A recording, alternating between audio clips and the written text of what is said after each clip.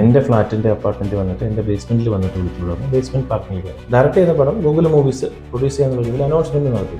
Announcement എടുത്ത് രണ്ടാമത്തെ ദിവസം അവർ ബാക്കൗട്ട് ചെയ്തു. പുള്ളി കുടിച്ചിട്ടുണ്ടായിരുന്നു? ഇല്ല, അദ്ദേഹം മദ്യപിക്കുന്ന പോയിരിക്കാൻ എന്നെ ആക്രമിച്ച് അപായപ്പെടുത്തുക എന്നുള്ള രീതിയിലുള്ള മെന്റാലിറ്റിയിൽ വരികയും അപ്പൊ അദ്ദേഹം ഐ വിറ്റ്നസ് ആണ്. ഇൻസ്റ്റാഗ്രാം ഹാൻഡിൽ ചെയ്തുകൊണ്ടിരുന്നത് വിപിനാണ്.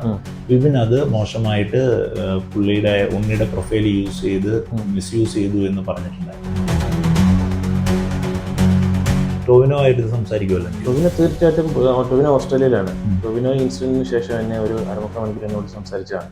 ഉണ്ണി മുകുന്ദൻ വിഷയത്തിൽ നമ്മോടൊപ്പം പ്രതികരിക്കാനായി വിപിൻ കുമാർ, ഉണ്ണി മുകുന്ദന്റെ മുൻ മാനേജർ എന്ന് നമുക്ക് പറയാം, നമ്മോടൊപ്പം ചേരുകയാണ്.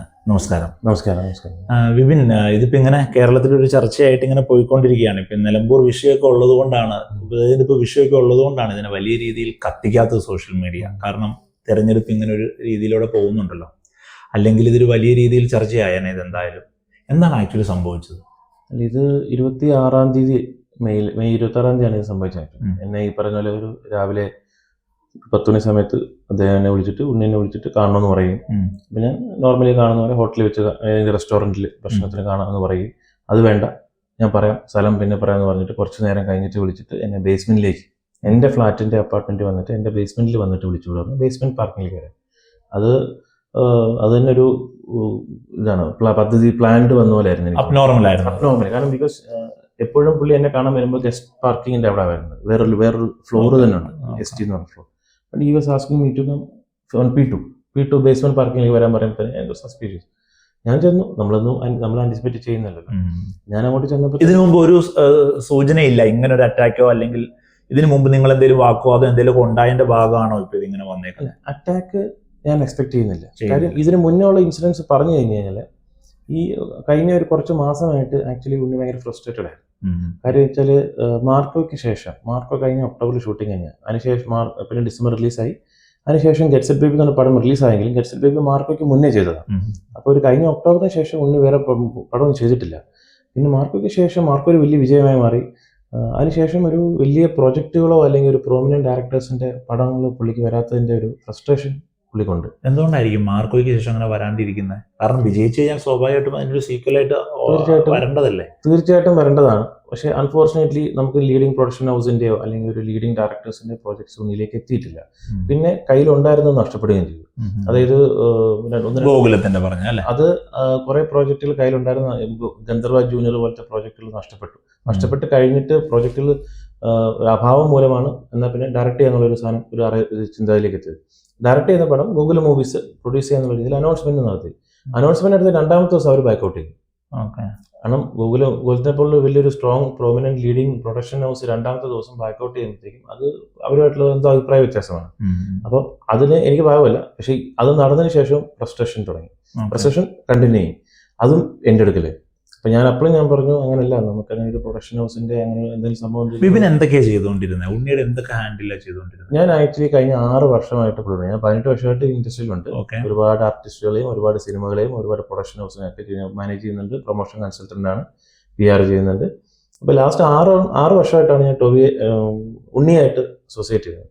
അപ്പോൾ ഉണ്ണിയുടെ അസോസിയേറ്റ് ചെയ്യുമ്പോൾ ഞാൻ ഒരു പ്രൊഫഷണൽ മാനേജറായിട്ട് വർക്ക് ചെയ്തതാണ്. അതായത് പക്ഷെ ഒരു കോൺട്രാക്ട് സ്റ്റാഫോ അല്ലെന്നുണ്ടെങ്കിൽ ഒരു സാലറീഡ് സ്റ്റാഫ് അല്ല, ഒരു പ്രൊഫഷണൽ മാനേജർ എന്ന രീതിയിൽ എല്ലാം ചെയ്തു കൊടുക്കുന്നുണ്ട്. എനിക്ക് ഈ പറയുന്ന പോലെ മറ്റുള്ള കൂടെ സപ്പോർട്ടിംഗ് ആയിട്ട് തന്നെ നമ്മൾ മറ്റുള്ള സിനിമകളും ഞാൻ എൻ്റെ പ്രൊമോഷൻസ് കാര്യങ്ങൾ ചെയ്യും. മറ്റ് PR ആണ്. 6 വർഷമായിട്ട് ഉണ്ണിയെ നിങ്ങൾക്ക് തന്നെ അറിയാം, മേപ്പടിയാൻ തൊട്ടാണ് ഞാനിത് ഏറ്റെടുക്കുന്നത്. എല്ലാ രീതിയിലും നല്ല രീതിയിൽ ഞാൻ പുള്ളിയെ ഹാൻഡിൽ ചെയ്തിട്ടുണ്ട്, പുള്ളിയെ മാനേജ് ചെയ്തിട്ടുണ്ട്. പിന്നെ ഈ ഒരു 6 വർഷക്കാലത്ത് ഒരുപാട് അഭിപ്രായ വ്യത്യാസം ഉണ്ടെങ്കിൽ പോലും ഒരു സുഹൃത്ത് എന്ന നിലയിൽ, ഒരു കൊളീഗ് എന്ന നിലയിൽ ഒരുപാട് നമ്മൾ അഡ്വൈസുകളും അതൊക്കെ നമ്മൾ കോംപ്രമൈസ് ചെയ്ത് പോയിട്ടുണ്ട്, അഡ്ജസ്റ്റ് ചെയ്ത് പോയിട്ടുണ്ട്. എന്നിട്ട് പോലും നിങ്ങൾക്ക് എല്ലാവരെയും ഉണ്ണിയുടെ ട്രാക്ക് റെക്കോർഡ് നിങ്ങൾക്ക് തന്നെ അറിയാം. ഹീസ് ഷോർട്ട് ടെമ്പർ, ഈ പറയുന്ന പോലെ എടുത്തയാടി ഒരുപാട് പേരെ അടി ക്രിമിനൽ കേസുകളൊക്കെ ഉണ്ട്. അപ്പം ഈ സാഹചര്യത്തിലല്ല നമ്മൾ കൂടെ നിന്ന വ്യക്തിയാണ് ഞാൻ, അല്ലേ? അപ്പം പുള്ളിക്ക് വേണ്ട എന്ത് സഹായമാണെന്നുണ്ടെങ്കിലും നമ്മൾ ചെയ്തു കൊടുക്കുകയും കൂടെ നിന്നിട്ട് ചെയ്യുകയും ഒക്കെ ചെയ്തിട്ടുണ്ട് ഒരുപാട്. പിന്നെ ഈ പറയുന്ന പോലെ ഈ ഒരു 6 വർഷക്കാലം നിങ്ങൾ എടുത്തു നോക്കിയാൽ മനസ്സിലായി. മേപ്പടിയാൻ എന്ന് പറഞ്ഞ സിനിമ സംവിധാനം ചെയ്തത് വിഷ്ണു മോഹൻ. അതിനുശേഷം ഒരുപാട് പടങ്ങൾ ചെയ്തു. വേറെ ഒരു സംവിധായകരുമായിട്ടും പ്രൊഡ്യൂസറുമായിട്ടും പുള്ളി ടോക്കിംഗ് ടൈംസിലല്ല.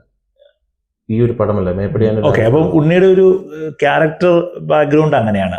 അങ്ങനെ ബേസ്മെന്റ് പാർക്കിലേക്ക് വിളിച്ചു, വന്നിട്ട് ബേസ്മെന്റ് പാർക്കിങ്ങിലേക്ക് വിളിക്കുകയും ആക്രോശിച്ച് എന്നെ ഭയങ്കര അബ്യൂസ് ചെയ്യുകയും ഒക്കെ ചെയ്യായിരുന്നു. അപ്പം എന്താ പുള്ളി പറയുന്നത്, എന്താ പുള്ളിയുടെ പ്രശ്നം എന്താ അന്ന് പെട്ടെന്ന് പുള്ളിക്ക്?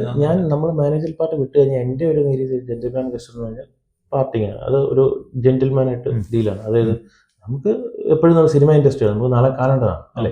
നമ്മളിപ്പോൾ ഒരു മാനേജർ പാർട്ടിന്ന് മാറിയാലും നമ്മൾ വീണ്ടും കാണേണ്ട ആൾക്കാരാണ് ഈ ഇൻഡസ്ട്രിയിൽ. പക്ഷെ അത് എന്തോ ഈ ടേക്കിംഗ് ഇറ്റ് വെരി പേഴ്സണൽ. അത് ഭയങ്കര ആക്രോശിക്കാം, ഭയങ്കര ചീത്ത വിളിക്കുകയും എന്നെ തീർത്ത് കളയും ഇൻഡസ്ട്രിയിൽ. വിഡ്രോ ചെയ്യാണ്, ബാക്ക് ഔട്ട് ചെയ്യാണെന്ന് പറഞ്ഞിട്ടുണ്ടായിരുന്നു അതിനു മുമ്പ്. അതെ, അതാണ് ഞാൻ പറഞ്ഞ നരിവേട്ടയുടെ ആ ഇഷ്യൂ ലാസ്റ്റ് ഇൻസിഡന്റ് ആണെന്ന് പറഞ്ഞത്. നരിവേട്ടയുടെ കയ്യിലാണ് പുള്ളി മാനേജർ പാർട്ടി അടിച്ചോ, ശരിക്കും അടിച്ചോ എന്നെ? അത് തീർച്ചയായിട്ടും. അല്ലെങ്കിൽ പിന്നെ കേസ് കൊടുക്കേണ്ട കാര്യമില്ല. ഞാൻ കേസ് കൊടുത്തത് ഈ പറയുന്ന എനിക്കുണ്ടായ 6 വർഷത്തെ ദുരനുഭവത്തിന് വെച്ചിട്ട് പുള്ളി തന്നെയായിരുന്നു, ഒറ്റയ്ക്കാണ്. പുള്ളി കുടിച്ചിട്ടുണ്ടായിരുന്നു, മദ്യപിച്ചില്ല? ഇല്ല, അദ്ദേഹം മദ്യപിക്കുന്ന പോലിക്കാരൊന്നുമല്ല. അപ്പം ഈ ഒരു 6 വർഷത്തെ ഒരു ഇതല്ല ഞാൻ കേസ് കൊടുത്തത്. അപ്പം ഈ 6 വർഷം കൂടെ നിന്ന് എല്ലാം അറിഞ്ഞിട്ടും ഈ അടുത്ത കാലത്തുണ്ടായ ഒരു ഫ്രസ്ട്രേഷന്റെ പേരിലാണ് നമുക്കൊരു ബുദ്ധിമുട്ട്. കാരണം ഒരു പഞ്ചിങ് ബാഗ് ആവാനോ അല്ലെങ്കിൽ ഒരു അങ്ങനെ ഒരു അടിയാളം സ്വഭാവം അങ്ങനെ ആ കാലമൊക്കെ കഴിഞ്ഞില്ലേ. അപ്പം നമ്മളൊരു സുഹൃത്തിനെ പുള്ളിയുടെ ഇമോഷൻ ഞങ്ങളൊക്കെ പങ്കുവെക്കാം. നമ്മളുണ്ട് ഇമോഷൻസ്, എന്ത് ഇമോഷൻസ് ആണെങ്കിലും നമ്മൾ പങ്കുവെക്കും. പക്ഷെ അതല്ലാതെ അതിനപ്പുറത്തേക്കൊരു ഫ്രസ്ട്രേഷൻ തീർക്കാനുള്ള ഇതും even if it is abusing it is wrong. Friendly അല്ലാതെ ഉള്ള അബ്യൂസിങ്, അങ്ങാടി തോറ്റന് നമ്മളോട് നിന്നുള്ള രീതിയിലുള്ള അത് ശരിയല്ല. പക്ഷെ ഇതൊരു ആക്രമണ സ്വഭാവത്തിലേക്ക് ചെയ്യാന്ന് പറഞ്ഞാൽ എന്നെ വകവരുത്താൻ രീതിയിലുള്ള അതാ എനിക്കത് CCTV എനിക്ക് കാണത്തുണ്ടാണ്. അത് പോലീസിനെ കണ്ട് ബോധ്യപ്പെട്ടിട്ടുണ്ട്, അവരെടുത്തുകൊണ്ട് പോയിട്ടുണ്ട്. എന്നെ ആക്രമിച്ച് അപായപ്പെടുത്തുക എന്നുള്ള രീതിയിലുള്ള മെന്റാലിറ്റിയിൽ വരികയും കരുതി കൂട്ടി ബേസ്മെന്റിൽ വിളിച്ചു വരുത്തി CCTVയുടെ വധശ്രമമാണ്. അത് മാത്രമല്ല ആ ചേട്ടൻ എൻ്റെ വിഷ്ണു ഒരു ഉണ്ണിത്താൻ ചേട്ടൻ എന്ന് പറഞ്ഞ ചേട്ടൻ ഉണ്ടായിരുന്നു പാർക്കിങ്ങില്. അപ്പൊ അദ്ദേഹം ഐ വിറ്റ്നസ് ആണ്. അപ്പൊ പുള്ളി അതായത് ഈ ആദ്യത്തെ ഇൻസിഡന്റ് കഴിയുമ്പോഴാണ് ഞാൻ പുള്ളിയിലേക്ക് അഭയം പ്രാപിക്കുകയായിരുന്നു. Somebody has to stop him അല്ലേ. അപ്പൊ ഞാൻ അതുവഴി ഓടുന്ന സാധനമുണ്ട്. ഓടിയിട്ട് ഞാൻ അദ്ദേഹത്തിനോട് പറയാം, അദ്ദേഹം കോമൺ ഫ്രണ്ടാണ്, പുള്ളി അറിയാവുന്ന, ഉണ്ണിയെ അറിയാം, എന്നെ അറിയാം. അപ്പൊ അദ്ദേഹം തടഞ്ഞു നിർത്തുകയും ഉണ്ണിയെ പിടിച്ചു വെച്ചു. ഓക്കെ, പിന്നെ അങ്ങനെയാണെങ്കിൽ ഇപ്പൊ ഇത് ഒരു ഐ വിറ്റ്നസ് നമുക്കുണ്ട്, ആ അവിടുത്തെ പാർക്കിംഗ് വിഷ്വൽസ് മുഴുവനും നമുക്കുണ്ട്, ക്യാമറ വിഷ്വൽസ് മൊത്തം ഉണ്ട്. പിന്നെ എന്തുകൊണ്ടായിരിക്കും ഇതില്ല എന്ന് പോലീസ് അടക്കം പറയുന്ന ഒരു രീതിയിലേക്ക് അത് വരും? പോലീസ് പറഞ്ഞിട്ടില്ല, പോലീസ് അല്ല പറഞ്ഞത്. അതായത് 2 ദിവസം മുന്നേ 24 ന്യൂസ് എന്ന് പറഞ്ഞ ഒരു ലീഡിംഗ് ചാനലിൽ വന്നതാണ് ഈ വ്യാജ വാർത്ത. ഉച്ചയ്ക്ക് 2 മണിക്ക് ഒരു ഒറ്റയടിക്ക് അത് FIR രജിസ്റ്റർ ചെയ്തതിന്റെ ഉച്ചയ്ക്ക് 2 മണിക്ക് തന്നെ ഇവരങ്ങ് പറയാണ് ഒരു ന്യൂസ് കിട്ടു, CCTVയിൽ ദൃശ്യങ്ങളില്ല, കേസ് വാലിഡ് അല്ല, നിലനിൽക്കുന്നില്ല എന്ന് പോലീസ് എന്ന് പറഞ്ഞിട്ട് വ്യാജ വാർത്ത. ഇത് അവരുടെ ഓൺലൈൻ പോർട്ടൽസിലും TVയിലും എയർ ചെയ്തു, ഒരു സ്മോൾ ബിറ്റ് പോലെ. ഇതിനുശേഷമാണ് ഈ ഒരു സൈബർ അറ്റാക്ക് വന്നത്. പക്ഷെ എന്ന് വെച്ചാൽ ഇത് 2 മണിക്ക് സംഭവിച്ചു. അന്നേ ദിവസം 6 മണിക്കാണ് CCTV ചെക്ക് ചെയ്യുന്നത്. പോലീസ് ഉദ്യോഗസ്ഥരും സൈബർ സെൽ ടീമും ഞാനും ഇരുന്നിട്ടാണ് സെക്യൂരിറ്റി റൂമിൽ CCTV ചെക്ക് ചെയ്യുന്നത്. ഉണ്ണിത്താൻ ചേട്ടൻ ഇപ്പോൾ ആ സെയിം സ്റ്റേറ്റ്മെന്റ് തന്നെ ഉറച്ചു നിൽക്കും. തീർച്ചയായിട്ടും. അപ്പം ഞാൻ പറഞ്ഞു വെച്ചാൽ ഈ ഒരു വസ്തുത നമ്മൾ വൈകുന്നേരം 6 മണിക്ക് കണ്ടെത്തി അവർ പോയതാണ്. പക്ഷെ ഇത് ഉച്ചയ്ക്ക് ഈ ഒരു പെയ്ഡ് പ്രൊപ്പഗൻഡയാണെന്ന് ഞാൻ കരുതുന്നു. അതിനുശേഷം എനിക്കുണ്ടായ സൈബർ അറ്റാക്ക് ഇപ്പൊ നിങ്ങൾ ചോദിക്കുന്ന പോലെ ഇത് പോലീസ് പറഞ്ഞ കാര്യമല്ലത്, വ്യാജമാണ്. കാരണം പോലീസ് പറഞ്ഞത് പോലീസിന്റെ മിസ്ലീഡ് ചെയ്യപ്പെട്ടു. അതൊരു സൈബർ സ്പേസിൽ മിസ്ലീഡ് ചെയ്യപ്പെട്ടു. ഇത് തീർച്ചയായിട്ടും ഇത് ക്യാരി ചെയ്യും. ഒരു പെയ്ഡ് പ്രൊപ്പഗൻഡ ആകുമ്പോൾ ഇത് ക്യാരി ചെയ്യാൻ എളുപ്പമുണ്ട്. ഒരു ലീഡിംഗ് മാധ്യമത്തിൽ വന്നതാണ്. ആധികാരികത ഒന്നും ആരും ചെക്ക് ചെയ്യുന്നില്ലല്ലോ. സോഷ്യൽ മീഡിയയിൽ വരുന്ന ആധികാരിക അപ്പൊ പോലീസുകാർ പറയുന്നുണ്ട്. പക്ഷെ ഇപ്പൊ പോലീസിന്റെ കേസ് എവിടെയാണ് നിൽക്കുന്നത്? ഇന്നലെ FIR ഇട്ടു. അതിന്റെ അന്വേഷണം റിപ്പോർട്ട് സമർപ്പിക്കാൻ വേണ്ടി ഇരിക്കുകയാണ് കോടതിയിൽ. ഇന്നലെ ഓൾറെഡി ഒരു പ്രൈവറ്റ് ചാനലിനോട് പോലീസ് ഓഫീസർ തന്നെ നേരിട്ട് പറഞ്ഞിട്ടുണ്ട് അവർക്ക് വേണ്ട കേസിന് ആസ്പദമായിട്ടുള്ള വിഷ്വൽസ് എല്ലാം അവർക്ക് കിട്ടിക്കഴിഞ്ഞു. അവർക്ക് പറയുന്ന തുടർ നടപടി എന്താ? അവരിപ്പോ ചാർജ് ഷീറ്റ് തയ്യാറാക്കി കൊടുക്കും. വകുപ്പുകളുണ്ടല്ലോ, കേസിൽ ചാർജ് ഷീറ്റ് ആയിട്ടുള്ള വകുപ്പുകൾക്കുള്ള എല്ലാ എവിഡൻസും അവർ കളക്ട് ചെയ്തുകൊണ്ടിരിക്കുകയാണ്. ഇനിയും എനിക്ക് തോന്നുന്നു വീണ്ടും അവർക്ക് എന്തെങ്കിലും ഉണ്ടാവും. പക്ഷെ ഇവിടെ ഞാൻ അറിഞ്ഞത്, എനിക്കറിയാൻ സാധിച്ചത് എല്ലാ എവിഡൻസും കളക്ട് ചെയ്ത് they will make a report അവർ ചാർജ് ഷീറ്റ് ആയിട്ട് കോടതിയിൽ സമർപ്പിക്കുമെന്നാണ് എനിക്കറിയാൻ സാധിച്ചത്. ഉണ്ണി മുൻകൂർ ജാമ്യം എടുത്തു അല്ലേ? മുൻകൂർ ജാമ്യത്തിന് അപ്ലൈ ചെയ്യുന്ന കേൾക്കുന്നു. കാരണം ഞാൻ ഇപ്പൊ ഒന്നും നടന്നിട്ടില്ലെങ്കിൽ, ഒന്നും സംഭവിച്ചിട്ടില്ലെങ്കിൽ എന്തിനു മുൻകൂർ ജാമ്യം എടുക്കണം? അപ്പൊ അത് തന്നെ വിപിനെ മുഖ്യധാര മാധ്യമങ്ങളൊന്നും തന്നെ പിന്നീട് കോണ്ടാക്ട് ചെയ്തില്ല. ഈ വിഷ്വൽസ് ഇല്ല എന്നൊരു സോഷ്യൽ മീഡിയ റോങ് ഇത് സ്പ്രെഡ് നടക്കുമ്പോൾ അതിന്റെ സത്യാവസ്ഥ അറിയാൻ മറ്റേതെങ്കിലും മാധ്യമങ്ങൾ? എന്നെ ഒരുപാട് പേര് വിളിക്കുന്നുണ്ടായിരുന്നു. പക്ഷെ ഞാൻ പറഞ്ഞു കഴിഞ്ഞാൽ അതിന് ആധികാരികതയില്ല. പക്ഷെ അതുകൊണ്ട് ഒരു ദിവസം മുഴുവൻ എനിക്ക് സൈബർ അറ്റാക്ക് നേരിടുന്നുണ്ട്. പക്ഷെ ഇന്നലെ നമ്മുടെ അന്വേഷണ ഉദ്യോഗസ്ഥന്റെ ഒരു വോയിസ് വന്നപ്പോഴാണ് എല്ലാവർക്കും അതിന്റെ ഒരു ക്ലാരിറ്റി കിട്ടിയത്. അദ്ദേഹം ക്ലിയർ ആയിട്ട് പറയുന്നുണ്ട് CCTV ശേഖരിക്കുകയും അതിലൂടെ ഞാൻ പരാതിക്ക് അടിസ്ഥാനമായിട്ടുള്ള എല്ലാ രീതിയിലും ഉള്ള കാര്യങ്ങൾ അവർക്ക് കിട്ടുകയും അവർ ചെക്ക് ചെയ്യുകയും വെരിഫൈ ചെയ്യുകയും ചെയ്തു. അത് ക്ലിയർ ആയിട്ട് അദ്ദേഹം ഒരു പോലീസ് ആണ് നിങ്ങൾ വിശ്വസിക്കുന്നത്. ഈ പറയുന്ന സമൂഹ മാധ്യമമല്ല, അല്ലെങ്കിൽ ഒരു മാധ്യമ ചാനലല്ല അന്വേഷിക്കുന്നത് പോലീസാണ്. അപ്പൊ പോലീസിനെ വിശ്വസിക്കും, പോലീസിന്റെ റിപ്പോർട്ടിന് വേണ്ടി കാത്തിരിക്കണം. ഓക്കെ, ഈ ഇൻഡസ്ട്രിയെ കുറിച്ച് നമുക്കിപ്പോൾ വലിയ തെറ്റിദ്ധാരണകളുണ്ട്, അല്ലെങ്കിൽ വളരെ മോശമായിട്ടൊക്കെ പല സ്ഥലത്തും നമ്മുടെ AMMA അസോസിയേഷൻ ആണെങ്കിലും പല പല വിഷയങ്ങളിൽ ഒരു ബയസ് പിടിച്ചിട്ട് പോകുന്നതൊക്കെ നമ്മൾ കാണാറുണ്ട്. സോ നമ്മുടെ സമൂഹം അങ്ങനെ കൺസീവ് ചെയ്തിട്ടുണ്ട്. ആ ഒരു ആസ്പെക്റ്റ് ചോദിക്കുകയാണ്, എങ്ങനെയാണ് 14 വർഷമായി ഇൻഡസ്ട്രിയിലുള്ള വിപിനെ ഇൻഡസ്ട്രി എങ്ങനെ പിന്തുണയ്ക്കുന്ന ഈ വിഷയത്തിൽ? ആരെങ്കിലും കോണ്ടാക്ട് ചെയ്തോ? ഞാൻ അമ്മ അസോസിയേഷനിലും, ഞാൻ ഫെഫ്ക മെമ്പറാണ്. ഫെഫ്ക അസോസിയേഷനിലും അമ്മ അസോസിയേഷനിലും പ്രൊഡ്യൂസർ അസോസിയേഷനിലും ഞാൻ കംപ്ലൈൻറ്റ് കൊടുത്തിട്ടുണ്ട്. ഇവിടെ നിന്നെല്ലാം എനിക്ക് വലിയ കോൾസ് വന്നിട്ടുണ്ടായിരുന്നു. അവരെ വിളിച്ച് എന്നെ അന്വേഷിച്ചിട്ടുണ്ടായിരുന്നു. അവർ തീർച്ചയായിട്ടും ജസ്റ്റിസിന് വേണ്ടി അവരൊപ്പം നിൽക്കുന്നത് സമ്മതിച്ചിട്ടുണ്ട്. എനിക്ക് ഇൻഡസ്ട്രിയിലുള്ള എല്ലാ മേഖലയിലുള്ള എല്ലാവരും എന്നെ വിളിച്ചിട്ട് അന്വേഷിച്ചിട്ടുണ്ട്. എൻ്റെ ഇത് കാര്യങ്ങളൊക്കെ അറിയാനും ഞാൻ ഓക്കെ ആണെന്ന് എല്ലാം അറിയാൻ വേണ്ടിയിട്ട് ഇൻഡസ്ട്രിയിലുള്ള എല്ലാ മേഖലയിലുള്ള ആൾക്കാരും എന്നെ വിളിച്ചിട്ടുണ്ട്. അതുകൊണ്ട് എൻ്റെ ഞാൻ ഇവിടെ തൊഴിൽ ചെയ്യാൻ വേണ്ടി, ഈ സിനിമയിൽ തൊഴിൽ ചെയ്യാൻ ആഗ്രഹിച്ച് വന്ന് വളരെ പാഷനേറ്റ് ആയിട്ട് വന്നൊരു വ്യക്തിയാണ്.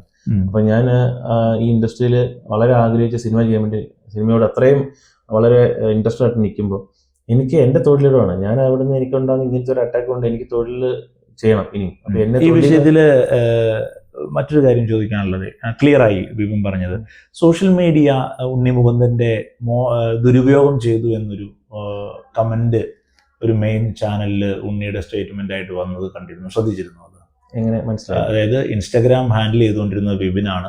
വിപിൻ അത് മോശമായിട്ട് ഉണ്ണിയുടെ പ്രൊഫൈൽ യൂസ് ചെയ്ത് മിസ്യൂസ് ചെയ്തു എന്ന് പറഞ്ഞിട്ടുണ്ടായിരുന്നു. എനിക്ക് ശുദ്ധ അസംബന്ധം എന്ന് അറിഞ്ഞൂടെ? കാരണം വെച്ചാൽ ഞാൻ ഒരാളെ മാത്രമല്ല മാനേജ് ചെയ്യുന്നത്, ഒരുപാട് പേരെ മാനേജ് ചെയ്യുന്നുണ്ട്. പുള്ളിയുടെ സോഷ്യൽ മീഡിയ ഒക്കെ പുള്ളിയുടെ പെർമിഷൻ ഇല്ലാതെ അതിനകത്തൊന്നും നടക്കില്ല. പക്ഷേ നമ്മൾ ആരെങ്കിലും ഇപ്പോൾ ഒരു പേജ് മാനേജ് ചെയ്യുന്നു പറഞ്ഞു കഴിഞ്ഞാൽ അവർക്ക് ഇഷ്ടമുള്ള സാധനം ഇടാൻ വേണ്ടിയിട്ടുള്ള ഒരു വേദി അല്ലത്. അവരുടെ പെർമിഷൻ ഇല്ലാതെ, ആ പർട്ടിക്കുലർ അതിന്റെ ഓണറുടെ പെർമിഷൻ ഇല്ലാതെ ആ പേജിലോ അല്ലെങ്കിൽ ഒന്നും നടക്കില്ല. ശരി, ടോവിനോ ഈ വിഷയത്തിൽ ഇപ്പോ വന്നിട്ടുണ്ട്. മീൻസ് നരിവേട്ട ടോവിനോയുമായി ബന്ധപ്പെട്ട് നിൽക്കുന്നതാണ്. ഒരു കമന്റ് ഒക്കെ ഇപ്പൊ ഇങ്ങനെ ഷെയർ ചെയ്തിട്ടുണ്ട്, ഉണ്ണി തന്നെ സ്പ്രെഡ് ചെയ്യുന്നുണ്ട്, കണ്ടിരുന്നല്ലോ. മമ്മൂട്ടി മോഹൻലാലിന്റെ ഒരു ഇത് വെച്ചിട്ടുള്ള ടോവിനോ ആയിട്ട് സംസാരിക്കുമല്ലോ. ടോവിനോ തീർച്ചയായിട്ടും, ടോവിനോ ഓസ്ട്രേലിയയിലാണ്. ടോവിനോ ഇൻസിഡന്റിന് ശേഷം എന്നെ ഒരു 1/4 മണിക്കൂർ എന്നോട് സംസാരിച്ചതാണ്. അദ്ദേഹം ഈ പറയുന്ന പോലെ എന്റെ വളരെ അടുത്ത സുഹൃത്താണ്. ഞാൻ ടോവിനോട് 2013 തൊട്ട് വർക്ക് ചെയ്യുന്നുണ്ട്. അദ്ദേഹം കാര്യമെല്ലാം അന്വേഷിച്ചു, എൻ്റെ സുഹൃത്തുക്കൾ അന്വേഷിച്ചു, എല്ലാം കാര്യങ്ങൾ നമ്മൾ സംസാരിച്ചാണ്, ആശ്വസിപ്പിക്കുകയും ചെയ്തു. പുള്ളി ഇപ്പോൾ ഓസ്ട്രേലിയയിലാണ്. പിന്നെ ഈ ടോവിനോയും ഇപ്പൊ ഉണ്ണി മുകുന്ദൻ ഇപ്പൊ ഈ പറഞ്ഞ സ്റ്റോറി ഷെയർ ചെയ്തെന്ന് പറഞ്ഞിട്ട് എല്ലാവരും ചോദിക്കുന്നുണ്ട്. അവര് തമ്മിൽ വാട്സാപ്പിൽ സ്റ്റിക്കർ എക്സ്ചേഞ്ച് ചെയ്ത ഒരു വാട്സാപ്പ്, അതിൽ വോയിസ് ആണ്, അതിലൊന്നുമില്ല. വോയിസ് എന്താണ് മമ്മൂട്ടി മോഹൻലാലിന്റെ ഒരു ഇതുണ്ടെന്ന് മാത്രം, എന്താണ് ഉദ്ദേശിക്കുന്നത് എന്നുള്ളത് എനിക്ക് മനസ്സിലാവുന്നില്ല. അല്ലെങ്കിൽ ഇത് മാനിപ്പുലേറ്റ് ചെയ്യണം. ഇത് ഇപ്പൊ കേസിന് ആസ്പദമായിട്ടുള്ള അതിനെ ഒരു ചേഞ്ച് ചെയ്യാൻ വേണ്ടി, അത് ഇവര് തമ്മിലുള്ള പ്രശ്നമാണ് എന്ന് ആക്കി തീർത്ത് അവർ തമ്മിൽ പ്രശ്നമില്ല എന്നാക്കി അത് കേസിനെ വഴിതിരിച്ചു വിടുക. മാത്രമല്ല ടോവിനോന്റെ ഒരു ഫാൻ ബേസിനെ കൂടി ഇതിനകത്തേക്ക് കൂട്ടിച്ചേർക്കാൻ. അല്ല, അതാണ് ഞാൻ പറഞ്ഞത്. അവര് തമ്മിൽ വഴക്ക് കൂടിയിട്ട് ടോവിനെ അടിക്കാൻ കിട്ടാഞ്ഞിട്ട് എന്നെ അടിച്ചു എന്നല്ല, പക്ഷെ ഞാൻ എങ്ങ് പറഞ്ഞിട്ടില്ല, അതല്ല എന്റെ വിഷയം. ഇത് ലാസ്റ്റ് ഞാൻ മാനേജറിൽ പൊസിഷൻ ലീവ് ചെയ്യാൻ ഏറ്റവും അവസാനം ഉണ്ടായ ഇൻസിഡന്റ് എന്ന് പറഞ്ഞാൽ നരിവേട്ടയുടെ റിവ്യൂ ഇട്ടതിന് ശേഷം. അതേ ഉള്ളൂ. അല്ലാതെ ഈ മറ്റൊരു ആക്ടറുടെ പേര് തന്നെ ഇതിനകത്ത് കൊണ്ടുവരുന്നതിൽ അർത്ഥമില്ല. ഓക്കെ, നമുക്ക് കാര്യങ്ങളൊക്കെ ക്ലിയർ അവസാനിപ്പിക്കാൻ തോന്നുന്നു. ഒരു കാര്യം കൂടി, പോലീസ് മന്ദഗതി സ്വീകരിക്കുന്നുണ്ടോ ഈ വിഷയത്തിൽ? അല്ല, പോലീസിന്റെ കാരണം ഒരു വധശ്രമം പോലെ നമ്മുടെ വീട്ടിലേക്ക് അതിക്രമിച്ച് കയറിയില്ലെന്നേ ഉള്ളൂ, ബാക്കിയെല്ലാം അവിടെ നടന്നിട്ടുണ്ട്. വിളിച്ചു വരുത്തി ബേസ്മെന്റ് പാർക്കിങ്ങിൽ വെച്ച് ഈ കയ്യേറ്റ ശ്രമം നടത്തുന്നു, അതിനൊരു ഐ വിറ്റ്നസ് ഉണ്ട്. എന്തിനാ ഇത്ര താമസം പോലീസിന്, അങ്ങനെ തോന്നുന്നുണ്ടോ? അല്ല, എനിക്ക് പോലീസിന്റെ ഇൻവെസ്റ്റിഗേഷൻ തൃപ്തികരമാണ്. പിന്നെ അവർക്കും ഒരു കേസ് മാത്രമല്ല, ഒരുപാട് കേസുകൾ ഉണ്ടല്ലോ. അപ്പൊ എന്റെ കേസ് അന്വേഷണം ഇൻവെസ്റ്റിഗേഷൻ ഓഫീസറുടെ ശരിയായ ദിശയിലാണ് പോകുന്നത്. അവര് അങ്ങനെ എല്ലാ ഒരു കേസും പോലെ ഇത് വെക്കാൻ പറ്റില്ല. നമ്മുടെ മലയാളത്തിലെ ലീഡിംഗ് ആക്ടറാണ്, സൊസൈറ്റി നോക്കി നിൽക്കുന്ന ഒരു വിഷയമാണ്, ഗുരുതരമായ ആരോപണമാണ്, ഐ വിറ്റ്നസ് ഉണ്ട്, വിഷ്വൽസ് ഉണ്ട്. അപ്പോഴും ഇങ്ങനെ ഒരു മുൻകൂർ ജാമ്യത്തിലേക്ക് കിട്ടാൻ വേണ്ടി കാത്തിരിക്കുന്ന പോലെ അങ്ങനെ തോന്നുന്നുണ്ടോ? ഇല്ല, അവര് ചാർജ് ഷീറ്റ് തയ്യാറാക്കുന്നതിന് ഒരു ഫോർമാലിറ്റീസ് ഒക്കെ ഉണ്ടല്ലോ. പിന്നെ അവര് ഒരു തെളിവ്, എല്ലാ തെളിവും എടുക്കണം. ഇപ്പൊ മൊഴി എടുക്കണം, എന്റെ മൊഴി എടുക്കണം, ഉണ്ണിത്താൻ ചേട്ടന്റെ മൊഴി അതെടുത്തു. പിന്നെ CCTV ദൃശ്യങ്ങൾ അവര് കളക്ട് ചെയ്തിട്ടുണ്ട്.